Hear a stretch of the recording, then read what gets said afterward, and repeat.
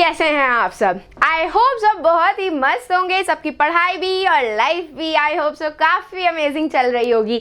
मैं हूं आपकी अपनी Khushboo ma'am, biology master teacher at Vedantu. और आज के सेशन में जैसे कि हमने अपने सारे चैप्टर्स को वन शॉट में कंप्लीट किया था, तो अब बस मैम ने बोला है वन शॉट। तो अभी तक जिसने भी बायो के जितने 5 चैप्टर्स हैं उनके वन शॉट नहीं चेकआउट करे हैं, तो मेक श्योर ज़रूर करना कि आप उसे चेकआउट करना ना भूलें। इस चैप्टर का भी मैं वन शॉट ऑलरेडी करवा चुकी हूँ डिटेल में, तो मेक श्योर ज़रूर करना उसको चेकआउट करना, ताकि आपको हर एक डिटेल हेरिडिटी चैप्टर की अच्छे से समझ में आ जाए।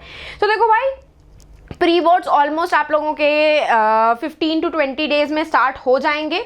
और let me tell you, pre boards में ना आपके जो सैम्पल पेपर्स के क्वेश्चंस होते हैं, एनसीईआरटी के जो क्वेश्चंस होते हैं, उन्हीं को ही घुमा फिरा करके एनसीईआरटी के एग्जाम्पलर प्रॉब्लम्स होते हैं वही आते हैं। और आपको एक बात बता दूं, प्री बोर्ड्स का पेपर लिटिल बिट टफ आता है आपका as compare to your boards का एग्जाम। तो मेक श्योर ज़रूर करना कि आप हर एक एनसीईआरटी के क्वेश्चन को, हर एक एनसीईआरटी के एग्जाम्पलर प्रॉब्लम्स को अच्छे से पढ़ करके जा रहे हो, ताकि आपसे कोई भी ऐसा डाउट या कोई भी क्वेश्चन उस टाइम पे सॉल्व ना हो, तो आप इतना पैनिक ना हो जाओ। चलो तो लेट्स बिगिन आवर सेशन। लेके प्रभु का नाम, हियर यू गो। देखो ये सारे वन शॉट में ले चुकी हूँ। How do organism reproduce, heredity, are environment, control and coordination, life process. तो मेक श्योर जरूर करना कि आप इन सबको चेकआउट जरूर कर रहे हो, ठीक है। और अगर आप चाहते हो कि मैं जब भी सेशन लेने आ रही हूँ उसका टाइमली आपको अपडेट मिल जाए, तो मेक श्योर जरूर करना कि आप टेलीग्राम चैनल को ज्वाइन करना बिल्कुल मत भूलिए। उसका जो लिंक है वो आपके सेशन के डिस्क्रिप्शन बॉक्स में अवेलेबल है। और भाई हमारे चैनल को तो सब्सक्राइब करना बनता ही है, वरना इतना अच्छा कॉन्टेंट आपसे मिस आउट हो सकता है। अब भाई रिस्क आपकी है, आप देख लो अपना, ठीक है। चलो moving ahead with the very first question. तो ये क्वेश्चन बहुत बच्चों ने मुझसे पूछा है कि मैम अगर ट्रेट ए जो है वो सिर्फ 10% पॉपुलेशन में है, तो अगर हम ए ट्रेट को कंसिडर करें जो कि आपकी सिर्फ 10% पॉपुलेशन में है, ठीक है भैया जी। उसने बोला कि रिप्रोड्यूस कर रहे हैं, लेकिन कैसे? They are reproducing asexually. और हमने एसेक्सुअली में पढ़ा था कि हमारे लेस और नो वेरिएशंस होते हैं। तो बस ये बात आपको यहाँ पे इस एक क्वेश्चन को सॉल्व करते टाइम पे याद रखनी है, ठीक है। एसेक्सुअल रिप्रोड्यूसिंग ऑर्गेनिजम्स जो होते हैं, तो they are similar also and identical also. We all are similar but not identical. वो सारे सिमिलर्स भी होते हैं और आइडेंटिकल भी होते हैं। क्यों? क्योंकि उनमें कोई गैमीट का फ्यूजन नहीं हो रहा होता है, कोई जाइगोट की फॉर्मेशन नहीं हो रही होती है। सिंगल पेरेंट होता है, सिंगल पेरेंट के ही गैमीट्स जो होते हैं, गैमीट्स एक्चुअली नहीं बोलेंगे, सिंगल पेरेंट का ही जेनेटिक मटेरियल न्यूक्लियर साइटोप्लाज्म में डिवाइड होकर के डॉटर सेल्स बनाता है। वो मल्टीपल हो सकते हैं, 2 डॉटर सेल्स हो सकते हैं, या फिर आपके हाइड्रा की तरह बडिंग कर सकते हैं। तो ये सब चीज़ें होती हैं जिसमें वो सिमिलर भी होते हैं, आइडेंटिकल भी होते हैं, ठीक है। और बहुत ही माइनर अमाउंट ऑफ वेरिएशंस देखने के लिए मिलता है, जैसे कि यहाँ पे उसने बोला 10%, ठीक है। अब आगे क्वेश्चन पढ़ते हैं। एसेक्सुअली रिप्रोड्यूसिंग स्पीशीज में से बी जो थे वो ऑलरेडी 60% पॉपुलेशन में एग्जिस्ट करते हैं। कितने में एग्जिस्ट कर रहे हैं? 60% पॉपुलेशन में। तो अब उसने ये बोला है कि इन दोनों में से, ए ट्रेट में से और बी ट्रेट में से सबसे पहले अराइज कौन सा हुआ था? तो कॉमन सेंस ही बात है, एसेक्सुअल रिप्रोडक्शन में जो हमारी एग्जिस्टिंग पॉपुलेशन होती है उसमें बहुत ही कम अमाउंट ऑफ वेरिएशंस होते हैं। जो देखो होते हैं वेरिएशंस, ऐसा कुछ नहीं है कि बिल्कुल ही नहीं होते, होते हैं, हमें नहीं दिखते हैं। जैसे कि आपने अपनी बुक का देखी होगी, तो बुक के जो फ्रंट में आपका पिक्चर बना हुआ है, इस चैप्टर को अगर आप ओपन करोगे तो फ्रंट में जो इमेज बनी हुई है, बैक्टीरिया का एक्सप्लेनेशन उन्होंने दिया है कि 2 बैक्टीरिया जो हैं वो रिप्रोड्यूस करके फर्दर 2 बैक्टीरिया बना रहे हैं। उनमें माइनर अमाउंट ऑफ वेरिएशंस हैं, लेकिन हैं। तो उसी तरीके से माइनर अमाउंट ऑफ वेरिएशंस यहाँ पे ए 10% पॉपुलेशन में देखने के लिए मिले। रिमेनिंग बी जो थी वो 60% थी, बहुत पहले से ही अराइज हो चुकी थी। उन्हीं के अंदर धीरे धीरे करके एसेक्सुअल रिप्रोडक्शन करने से के साथ साथ 10% वेरिएशन आ गया। तो सिंपल सा आंसर इसका ये रहेगा कि जो बी है, आपका बी ट्रेट है जो 60% पॉपुलेशन में एग्जिस्ट कर रहा है, वो आपका ज़्यादा पहले अराइज हुआ था as compare to a trait, क्योंकि ए ट्रेट बहुत ही कम आपकी पॉपुलेशन में उसकी अवेलेबिलिटी है, क्योंकि एसेक्सुअल रिप्रोडक्शन में बहुत ही लेस अमाउंट ऑफ वेरिएशंस दिखते हैं। तो अब इसको आपको अपने वर्ड्स में फ्रेम कैसे करना है, आप इस तरीके से कॉपी पेस्ट छाप सकते हो इस पूरे क्वेश्चन को इफ़ यू वांट टू, या फिर मैंने आपको इसके बिहाइंड का कंसेप्ट एक्सप्लेन कर दिया कि 60% वाली पॉपुलेशन ज़्यादा पहले ट्रेट में क्यों दिखी, क्योंकि वो एसेक्सुअल रिप्रोडक्शन कर रहे थे, माइनर वेरिएशंस था, इसीलिए 8-10% आपको लेटर ऑन पॉपुलेशन में देखने के लिए मिली। ठीक है, तो बस यही आपको इसमें कुछ लिखना है, इतना ज़्यादा दिमाग नहीं लगाने का है इसमें। ठीक है, चलो moving ahead with the next question, why is variation beneficial to the species but not necessarily for the individual. तो मैंने आप लोगों को सबसे जब हाउ डू ऑर्गेनिज्म रिप्रोड्यूस पढ़ाया था तब भी मैंने आपको वेरिएशंस एक्सप्लेन करे थे, हेरिडिटी पढ़ाया था तब भी वेरिएशन एक्सप्लेन करे थे। वेरिएशंस जो होते हैं they are actually based on your natural selection. ठीक है, वेरिएशंस जो होते हैं नेचुरल सिलेक्शन की थ्योरी पे एक्चुअली में काम करते हैं। सपोज करो, ठीक है, सिंपल सा आंसर बताती हूँ, सपोज करो आपकी एक बैक्टीरिया है, ठीक है, ये हीट रेजिस्टेंट है। क्या है? ये हीट रेजिस्टेंट है। ठीक है, ये हीट रेजिस्टेंस है और कैसे आई? वेरिएशन के थ्रू आई। ठीक है, ये वेरिएशन के थ्रू आई ये बैक्टीरिया। और ये वाली जो ए बैक्टीरिया है आपकी, ये बी बैक्टीरिया, ये नॉन हीट रेजिस्टेंट है, मतलब ये गर्मी को बर्दाश्त नहीं कर सकती है दिस बैक्टीरिया। ठीक है, और ये बैक्टीरिया जब ये बैक्टीरिया जब ए वाली बैक्टीरिया आपकी रिप्रोडक्शन कर रही थी तो उसी रिप्रोडक्शन के साथ साथ बहुत सारे बैक्टीरिया में से एक बैक्टीरिया बी बैक्टीरिया के अंदर वेरिएशन आ गए, किसके? हीट रेजिस्टेंट के। अब सपोज करो ये दोनों बैक्टीरिया कहाँ पे रहती हैं? कोल्डर टेम्परेचर में रह रही हैं, कोल्ड एरिया में रह रही हैं, और अचानक से उस कोल्ड एरिया का टेम्परेचर बढ़ गया, भाई हीट आ गई। तो अब एक बात बताओ, जो हीट आपकी टेम्परेचर अचानक से बढ़ गया, ये बैक्टीरिया रहने वाले थे 25 डिग्री में, है ना, और अचानक से वहां का टेम्परेचर बढ़ गया 45 डिग्री सेल्सियस तक, तो क्या ए बैक्टीरिया वहां पे सरवाइव कर पाएगी? नहीं कर पाएगी। क्यों?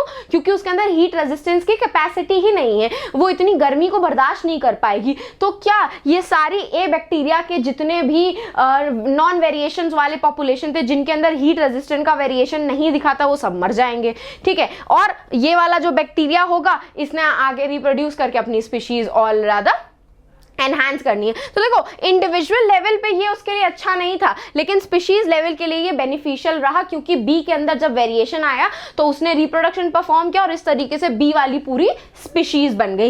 ए वाली स्पीशीज तो थी, लेकिन अगर हम सिंगल इंडिविजुअल की यहाँ पे बात करेंगे तो क्या ये जो चेंजमेंट आया नेचर के अंदर ये उसके लिए बेनिफिशियल रहा? नहीं रहा। तो वही बोल रहा है कि वेरिएशन जो होता है जरूरी नहीं है कि एक पर्टिकुलर इंडिविजुअल के लिए बेनिफिशियल ही हो, लेकिन एक स्पीशीज के लिए बेनिफिशियल जरूर रहता है। जैसे कि यहाँ पे इंडिविजुअल के लिए बेनिफिशियल रहा और बेनिफिशियल होकर के इसने स्पीशीज बना दी। यहाँ पे स्पीशीज थी लेकिन स्पीशीज के लिए भी बेनिफिशियल नहीं था, इंडिविजुअल भी खत्म हो गया, स्पीशीज भी पूरी खत्म हो गई। तो it actually depends on your nature, natural selection के ऊपर डिपेंड कर रहा होता है, और स्पीशीज के लिए बेनिफिशियल ज्यादा होता है एज कंपेयर टू इंडिविजुअल। ऐसा नहीं है कि इंडिविजुअल के लिए बेनिफिशियल नहीं हुआ, होता है उसके लिए भी, लेकिन इन रेयर केसेस जहां पे नेचर उसको सपोर्ट कर रही होती है। जैसे कि मैंने आपको जिराफ का एग्जांपल दिया था, आप लोग अगर इन केस मतलब 12th में जाकर के बायो लोगे तो वहां पे आपको जिराफ का एग्जांपल पढ़ने के लिए मिलेगा कि जिराफ जो था ना, पहले वो लोअर वाली पत्तियां खाता था, हर्ब्स खाता था, धीरे धीरे करके अर्थ के ऊपर हर्ब्स की कमी होने लगी। अब भाई उसको खाना नहीं मिल रहा है, अब जब उसको खाना नहीं मिलेगा तो क्या करेगा? धीरे धीरे करके उसने गर्दन को ऊंचा करना शुरू कर दिया, और ये वेरिएशन जो था उसके गर्दन में, जो इतनी लंबी गर्दन होती है जिराफ की, ये आपको 1-2 सालों में नहीं दिखेगा, मिलियंस ऑफ ईयर्स के बाद ये वेरिएशन आपके पूरी स्पीशीज को चेंज करते हैं। तो यही वेरिएशंस आपके बेनिफिशियल होते हैं स्पीशीज को आगे कंटिन्यू करवाने के लिए। इंडिविजुअल के अंदर ये आएगा, देखो ये वेरिएशन क्या तभी तो इंडिविजुअल के अंदर आया, एक सिंगल बैक्टीरिया के अंदर आया, ये बैक्टीरिया सर्वाइव कर गया, इसने पूरी स्पीशीज बना दी। तो नेसेसरी नहीं है कि वो इंडिविजुअल के लिए हमेशा बेनिफिशियल हो ही हो, बट स्पीशीज के लिए जरूर होता है, क्योंकि नेचर ने उसको सिलेक्ट किया है, वो आगे अपनी पॉपुलेशन एनहांस कर देगा। अब इसका आंसर आपको कैसे लिखना है, ये सेम आप यही सेम छाप सकते हो, कोई दिक्कत नहीं है। चाहे अब आपको लग रहा होगा कि मैम हम इसका स्क्रीनशॉट ले, साइड हट जाओ, स्क्रीनशॉट लेने की जरूरत नहीं है। इसका पीडीएफ जो है वो आपको टेलीग्राम चैनल पे अवेलेबल हो जाएगा, तो इसीलिए मेक श्योर जरूर करना कि सेशन के डिस्क्रिप्शन बॉक्स में विजिट करो, वहां पे टेलीग्राम का लिंक अवेलेबल है, उसको क्लिक करके ज्वाइन करो, सिंपल।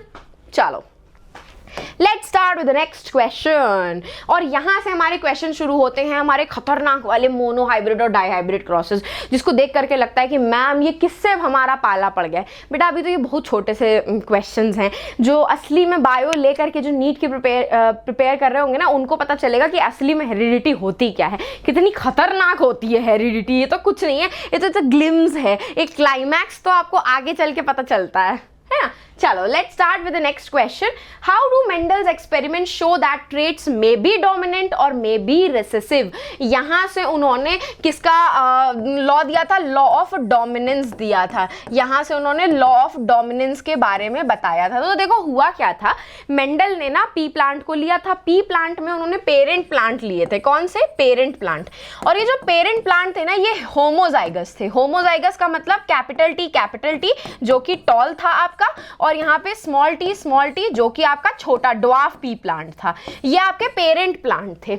ये पेरेंट प्लांट में से अब हमें क्या बनाने होते हैं, हमें गैमीट की फॉर्मेशन करनी पड़ेगी, है ना। तो गैमीट्स क्या बनेंगे, एक कैपिटल टी सिंगल, एक कैपिटल टी सिंगल, यहाँ पे एक स्मॉल टी। इसको उन्होंने जब क्रॉस करवाया, क्या करवाया, इसका इन्होंने क्रॉस पॉलिनेशन करवाया। और जब इन्होंने इसका क्रॉस पॉलिनेशन करवाया तो उन्होंने देखा कैपिटल टी और स्मॉल टी, उन्होंने देखा कि F1 जनरेशन मतलब जो उनकी पेरेंट प्लांट को क्रॉस करवाने के बाद जो सबसे पहली प्रोजनी आई थी, इनकी पहले ऑफस्प्रिंग आए थे, वो सारे के सारे टॉल थे। कैसे थे, सारे के सारे टॉल थे। तो अब वो भाई कंफ्यूज हो गए। उन्होंने ये सोचा कि मैंने तो टॉल और छोटे वाले दोनों प्लांट्स को मैच करवाया था, तो मुझे सिर्फ और सिर्फ यहाँ पे टॉल प्लांट्स ही क्यों मिले, टॉल प्लांट्स ही क्यों मिले। तो अब भाई उन्होंने क्या किया, उन्होंने ये F1 जनरेशन को, इस F1 जनरेशन को क्या करवा दिया, सेल्फ पॉलिनेट करवा दिया। यहां उन्होंने क्रॉस पॉलिनेशन करवाया था और यहां उन्होंने सेल्फ पॉलिनेशन करवा दिया। और सेल्फ पॉलिनेशन करवाने के बाद उन्होंने इस तरीके से पनेट स्क्वायर बनाया। अब भाई देखो, कैपिटल टी हो गया, small T, capital T, small T, इसके गैमीट्स बनाओ, एक कैपिटल टी बनेगा, एक स्मॉल टी बनेगा, अगेन इसका एक कैपिटल टी बनेगा, एक स्मॉल टी बनेगा। हमने बनाना है एक पनेट स्क्वायर, यहाँ लिखेंगे कैपिटल टी, यहाँ लिखेंगे स्मॉल टी, यहाँ लिखेंगे कैपिटल टी, यहाँ लिखेंगे स्मॉल टी, यहाँ capital T capital T capital T small T capital T small T, और यहाँ पे आ गया दोनों स्मॉल टी। यहाँ से उनको दिमाग लगाया उन्होंने, F2 जनरेशन में उनको तीन पौधे टॉल मिले और एक पौधा ड्वार्फ मिला, है ना, एक पौधा ड्वार्फ मिला। यहाँ से उन्होंने दिमाग लगाया कि ट्रेट्स जो थे, जीन्स जो थे, वो आपके टॉल वाले भी ट्रांसफ़र हुए थे, ड्वार्फ वाले भी ट्रांसफ़र हुए थे, लेकिन एक्सप्रेस सिर्फ वही हो पाया जिसके अंदर डोमिनेंसी थी, ताकत थी।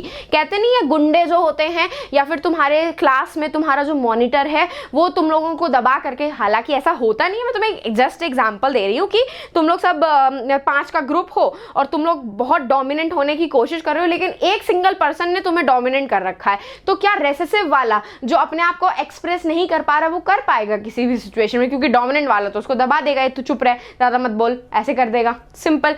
यहाँ पे भी वही केस हुआ। ये जो कैपिटल टी था, कैपिटल टी जो टॉल प्लांट के लिए हमने यूज किया था, वो डोमिनेंट था, वो अपने आप को एक्सप्रेस कर पाया। कैसी कंडीशन में, होमोजाइगस कंडीशन में, होमोजाइगस मतलब दोनों एलील्स आपके सेम है, और हेटेरोजाइगस कंडीशन में कि एक टॉल वाला एलील है, एक ड्वार्फ वाला एलील है। दोनों कंडीशन में सिर्फ और सिर्फ आपका डोमिनेंट ट्रेट ही एक्सप्रेस हुआ, जो कि आपका टॉल था, टॉल पी प्लांट था। और F2 जनरेशन में जाकर के आपका ड्वार्फ प्लांट इसीलिए एक्सप्रेस हो गया क्योंकि दोनों ही एलील आपके एक जैसे हो गए। तो यहाँ से उन्होंने दो चीज़ें बताई कि देखो, ट्रेट हमेशा वही एक्सप्रेस होगा जो डोमिनेंट होता है, और आपका जो ड्वार्फ वाला पी प्लांट है या जो रेसेसिव ट्रेट है वो हमेशा होमोजाइगस कंडीशन में एक्सप्रेस होता है। अगर वो हेटेरोजाइगस कंडीशन में है तो जो आपका डोमिनेंट ट्रेट होता है, जो डोमिनेंट कैरेक्टरिस्टिक होती है, सिर्फ वही एक्सप्रेस होती है। और टॉल और शॉर्ट पी प्लांट में आपका डोमिनेंट कैरेक्टरिस्टिक टॉल था, तो इसीलिए F1 जनरेशन में टॉल शो हुआ। जब F1 जनरेशन को हमने सेल्फ पॉलिनेट करवाया तो आपके ड्वार्फ वाले जो रेसेसिव एलील थे वो आपस में एक साथ होमोजाइगस कंडीशन में आ गए और सेकेंड F2 जनरेशन में वो एक्सप्रेस हो गए। तो इस बेसिस पे उन्होंने बताया लॉ ऑफ डोमिनेंस कि भाई सिर्फ वही ट्रेट एक्सप्रेस होता है जो डोमिनेंट होता है, और रेसेसिव ट्रेट तब एक्सप्रेस होगा जब वो होमोजाइगस कंडीशन में होगा। तो ये पूरा आपको यहाँ पे लिखना पड़ेगा कि देखो, the dominant trait is a allele that always express itself and presence of the dominant trait when present is homozygous और हेटेरोजाइगस कंडीशन, होमोजाइगस हो या हेटेरोजाइगस हो, डोमिनेंट ट्रेट ही एक्सप्रेस होगा। और रेसेसिव ट्रेट हमेशा और हमेशा होमोजाइगस कंडीशन में एक्सप्रेस होता है। देखो यहाँ पे स्मॉल टी है, तो ये दो चीजें आपको यहाँ क्वेश्चन में लिखनी पड़ेंगी और याद रखना है। और यहाँ पे अपने क्वेश्चन को एक्सप्रेस करने का सबसे बेस्ट तरीका होगा कि इस तरीके से आप वहाँ पे सारे स्टेप्स अपने एक्सपेरिमेंट के मेंशन करके आओगे, जहाँ पे आपको पेरेंटल ट्रेट्स दिखाने होंगे, उससे आपको F1 जनरेशन दिखानी पड़ेगी। F1 जनरेशन में सारे हाइब्रिड टॉल आए थे, फिर इसी हाइब्रिड टॉल को उन्होंने क्या किया था, क्रॉस पॉलिनेट करवाया था, और उनके कैसे प्लांट बने थे, ड्वार्फ भी बने थे और आपके टॉल भी बने थे। तो ये पूरा आपको एक्सपेरिमेंट यहाँ पे एक्सप्रेस करके दिखाना पड़ेगा, मार्क्स अच्छे मिलेंगे। ठीक है, चलो ज़रा सा पानी पी लिया जाए, उसके बाद नेक्स्ट क्वेश्चन करते हैं। ठीक है, चलो भाई नेक्स्ट क्वेश्चन जो है वो आपके सेकंड लॉ पे है, सेकंड और थर्ड लॉ पे, कि लॉ ऑफ इंडिपेंडेंट असॉर्टमेंट। ठीक है, how do Mendel's experiment show that traits are independently inherited. और यहाँ पे उन्होंने डाई हाइब्रिड क्रॉस बनाया था। उन्होंने क्या किया था, डाई हाइब्रिड क्रॉस किया था। डाई हाइब्रिड मतलब उन्होंने दो कंट्रास्टिंग कैरेक्टर्स को एक साथ क्रॉस करवाया था।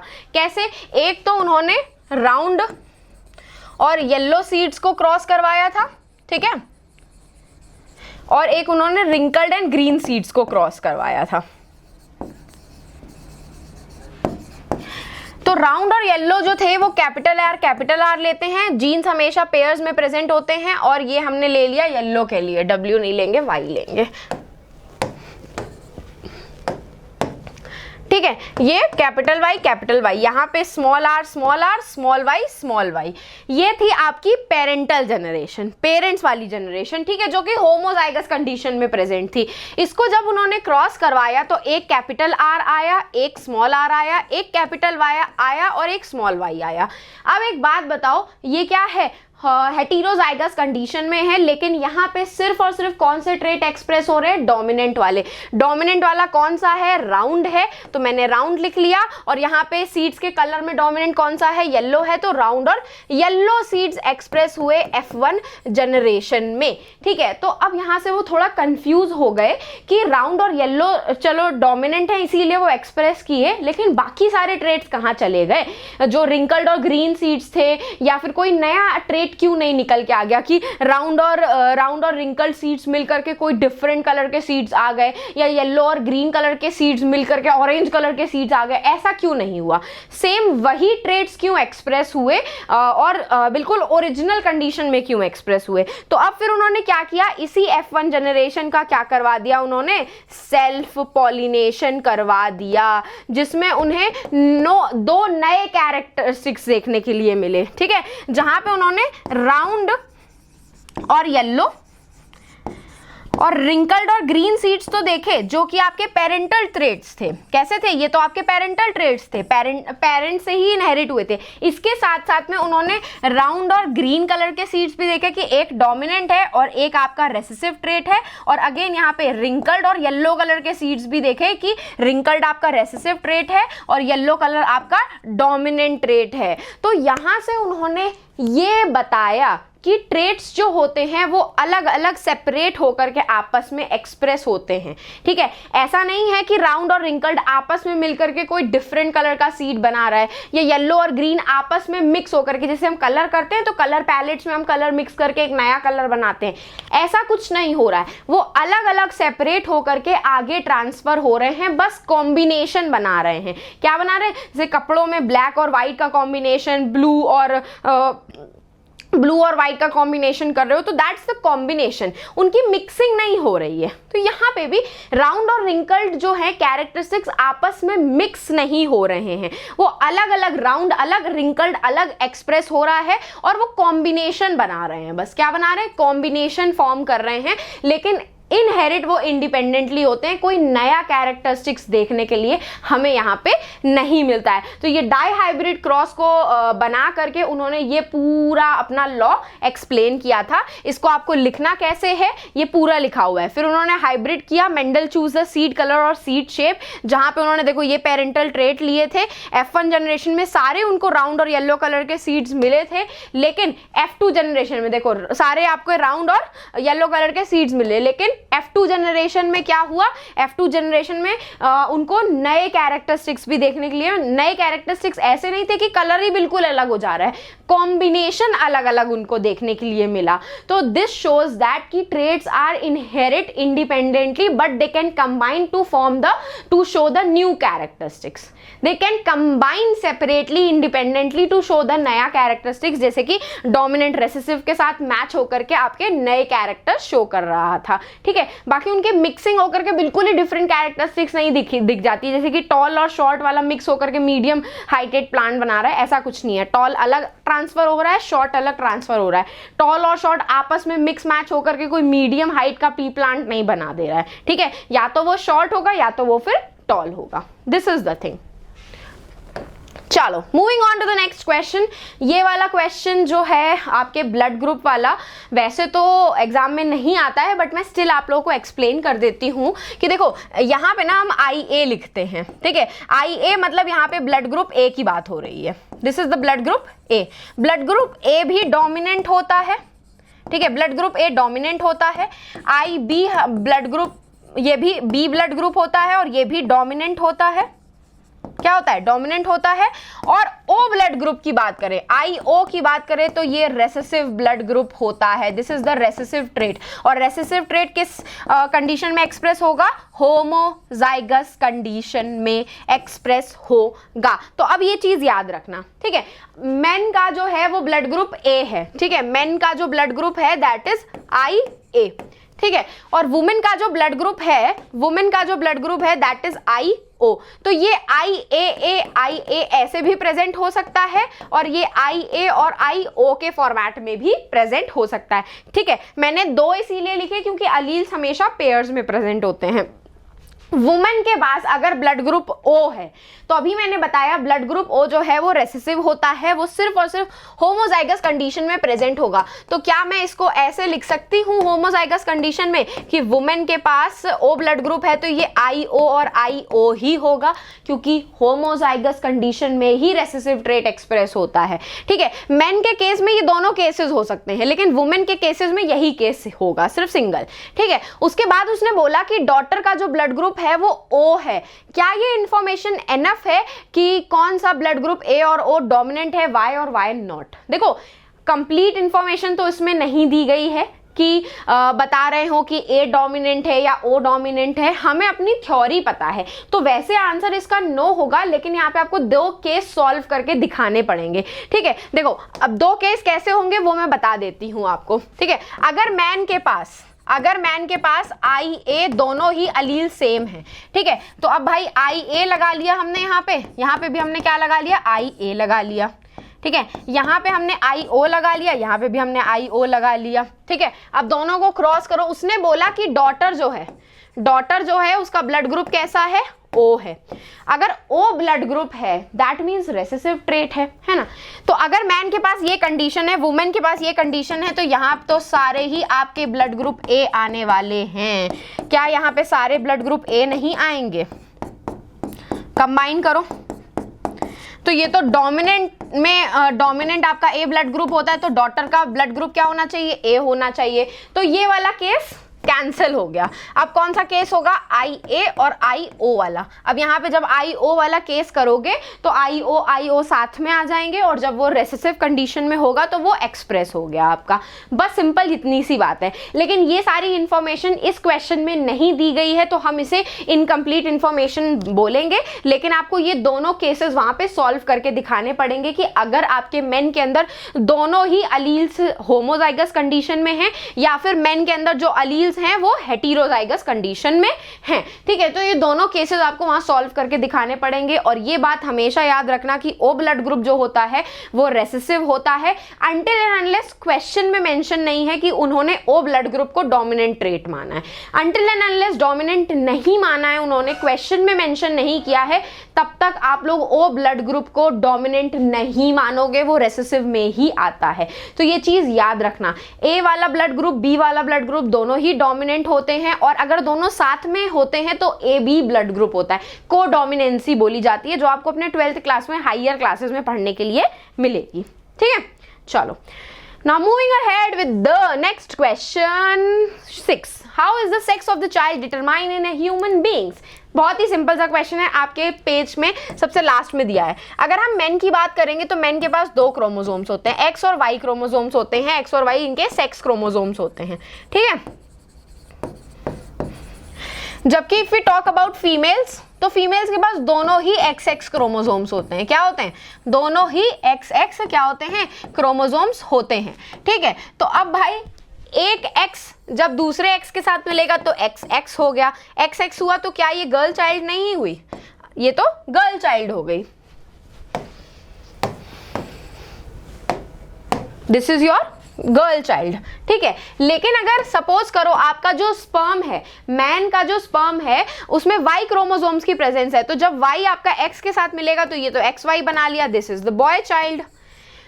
तो sex of the child is actually depend on the men, because men contains 2 different type of sex chromosomes.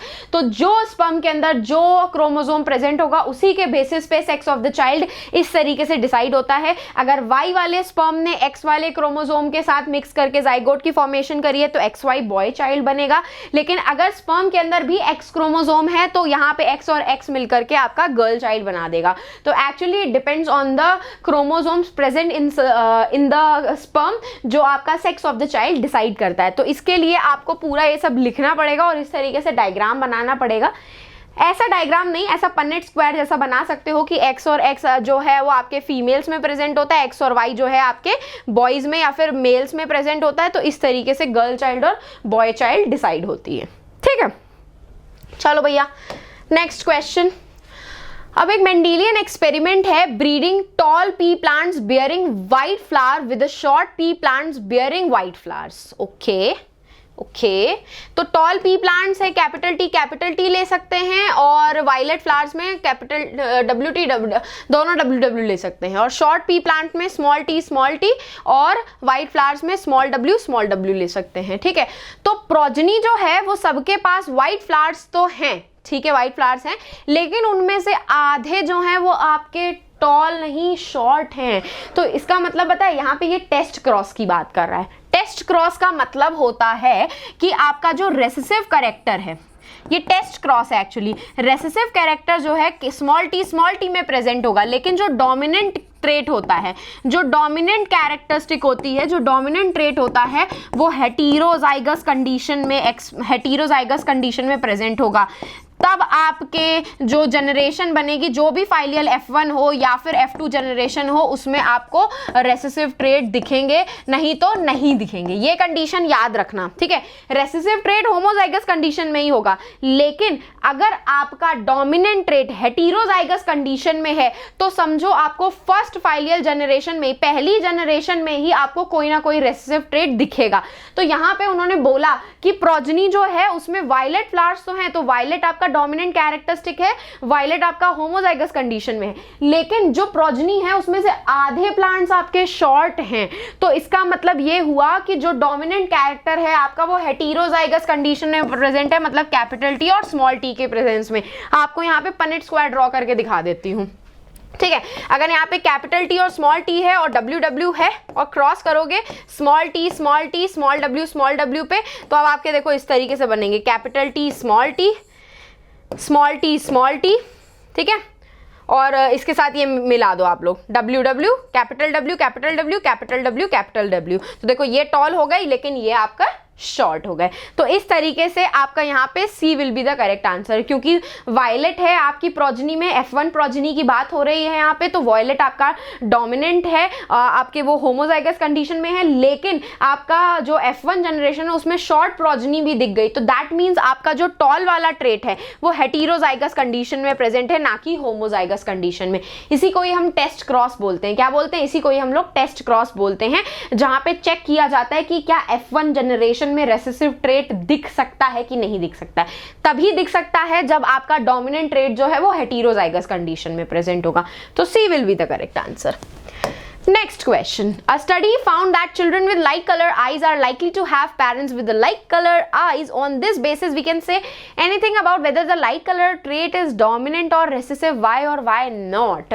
तो भाई यहाँ पे भी कहीं ना कहीं incomplete information है, यहाँ पे कुछ as such बताया नहीं गया है कि light color parents में present है तो child में भी light color है, तो कह भी सकते हैं और नहीं भी कह सकते हैं, दोनों कंडीशन है। देखो, तो अगर दोनों कंडीशन को कंसिडर करेंगे तो कैपिटल एल मतलब लाइट कलर आइज ये मेल में हो गई, दूसरा कलर ले लेती हूं, और ये फीमेल में हो गई, ये मिला करके आपकी क्या बन गई?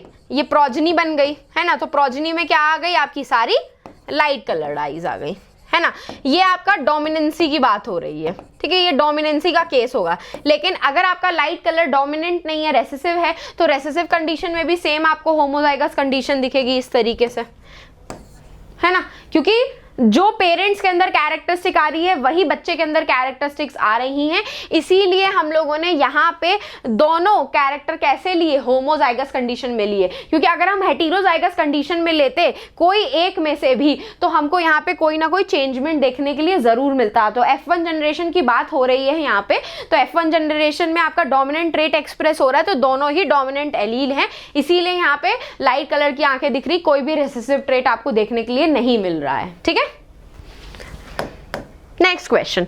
How is the equal genetic contribution of male and female parents ensured in the progeny? अरे यहाँ तो आप सेक्स डिटर्मिनेशन का एग्जाम्पल ले सकते हो। हम सब लोगों को पता है we have 23 pairs of chromosomes, है ना, जिसमें से 22 जो होते हैं those are the autosomes, मतलब जो नॉर्मल सोमैटिक सेल्स में आपके नॉर्मल बॉडी सेल्स में प्रेजेंट होते हैं, ठीक है। और जो रिमेनिंग 1 होता है that is the sex chromosome, that is the sex chromosomes, जो कि आपका मेल में क्या होता है? X और Y हो सकता है, और फीमेल्स में आपका X और X हो सकता है। तो जब भी आपका जाइगोट की फॉर्मेशन होती है तो ऑब्वियस ही बात है, एक क्रोमोसोम X वाला एक क्रोमोसोम X वाला मिल करके XX बनाते हैं, या फिर एक क्रोमोसोम Y वाला एक क्रोमोसोम X वाला X और Y बनाते हैं, that is the male chromosome, है ना। तो इस तरीके से आप कह सकते हो कि हाँ, इक्वल जेनेटिक कंट्रीब्यूशन होता है मेल और फीमेल का। Half of the chromosomes come from the mother, है ना, and half of the chromosomes are transferred from the father which together form the zygote to restore the complete number of the chromosomes, क्योंकि जो आपके gametes होते हैं उनके अंदर 23 chromosomes होते हैं, 23 पेयर्स नहीं प्रेजेंट होते हैं। तो आधे क्रोमोसोम्स आपके फादर से आ रहे हैं और आधे क्रोमोसोम्स आपके मदर से आ रहे हैं। तो that is the general concept based question, जो आपको कॉन्सेप्ट खुद से अकल लगा करके ट्राई करना पड़ेगा, तब जा करके इसका आंसर आप लिख पाओगे। अगर नहीं लिख पाओगे तो भी आप ये एज इट सेम छाप सकते हो, कोई दिक्कत नहीं है, ठीक है। देखो लिखा है 23 पेयर्स ऑफ क्रोमोसोम्स होते हैं, 22 पेयर्स ऑटोसोम्स होते हैं, रिमेनिंग एक पेयर जो होता है उसको सेक्स क्रोमोसोम कहते हैं, X और Y होता है। तो फीमेल्स में 1X और 1Y क्रोमोसोम जो होता है वो मेल्स में प्रेजेंट होता है। तो गैमीट फॉर्मेशन के टाइम पे X और Y मिलकर के XY बनाते हैं, या फिर X और X मिलकर के XX गर्ल चाइल्ड बनाते हैं। तो मियोसिस के टाइम पे मैंने आप लोगों को बताई था, अब इतना डिटेल में नहीं जाऊंगी बट स्टिल बता देती हूँ कि गैमीट्स जो होते हैं उनके अंदर 23 क्रोमोसोम्स होते हैं। गैमीट्स मतलब यहाँ पे स्पर्म और ओवम की बात हो रही है, स्पर्म और ओवम की बात हो रही है, जिनके अंदर सिर्फ 23 क्रोमोसोम्स होते हैं। दे हैव ओनली 23 क्रोमोसोम्स, ठीक। बस यही है, आधे आधे क्रोमोसोम्स मिल करके, आधे हम फादर के अंदर से आधे मदर के अंदर से मिल करके जाइगोट की फॉर्मेशन कर रहे हैं, सिंपल, ठीक है। आप यही सेम आंसर लिख सकते हो। ये देखो, from the male progeny receive 22 autosomes, या फिर एक X या फिर एक Y क्रोमोसोम, और फीमेल से 22 ऑटोसोम्स और एक X क्रोमोसोम, क्योंकि दोनों ही सेम X ही होते हैं मेल फीमेल के अंदर। So this is the end of our session. तो अब मेक श्योर जरूर करना कि आप सारे ये हेरिडिटी के क्वेश्चंस अच्छे से पढ़ रहे हो। ट्रिकी थे क्वेश्चन लेकिन कर लोगे। मेक श्योर जरूर करना कि इससे रिलेटेड आपने वन शॉट अगर नहीं देखा है तो उसको चेकआउट करना ना भूलो, क्योंकि वो डेफिनेटली आपको हेल्प करने वाला है डिटेल एक्सप्लेनेशन में। तो बस अब जाते जाते कुछ नहीं करना है, मैम के सेशन को लाइक कर दीजिएगा, चैनल को सब्सक्राइब कर दीजिएगा एंड टेलीग्राम चैनल को ज्वाइन करना बिल्कुल भी मत भूलिएगा, क्योंकि इस सेशन की पीडीएफ आपको वहीं से मिलेगी। तो हम फिर मिलेंगे चलते चलते ऐसे ही नेक्स्ट अमेजिंग सेशन में। तो bye guys and take care.